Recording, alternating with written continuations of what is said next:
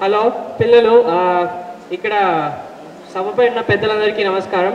మా తోటి TTA advisory council and president and secretary గారు, సేవా డేస్ టీమ్ అందరికీ నమస్కారం. మీకు ఒక చిన్న స్టోరీ చెప్పదలుచుకున్నాను మీ ఇన్స్పిరేషన్ కోసం. నాకు చాలా ఇన్స్పైరింగ్గా ఉంది.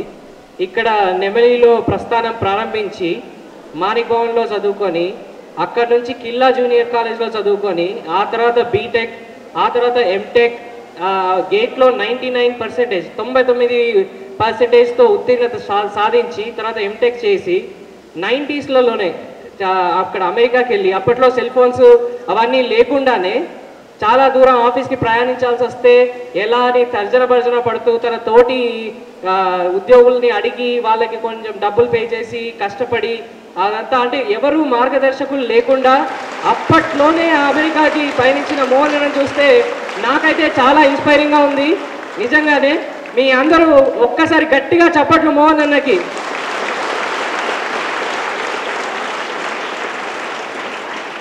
సో ఇది ఒక సినిమాలో చెప్పాలంటే అదేంటి జూనియర్ ఎన్టీఆర్ సినిమాలో అనుకుంటా, ట్రైల్ బ్లేజర్ అంటారు కదా. ఆయన అప్పట్లోనే అంటే ఎవరు మార్గదర్శకులు లేకుండా కొత్త మార్గాన్ని అన్వేషిస్తూ కొత్త మార్గాలు వేసుకుంటూ వెళ్తారు చూడు, వాళ్ళని ట్రైల్ బ్లేజర్స్ అంటారు.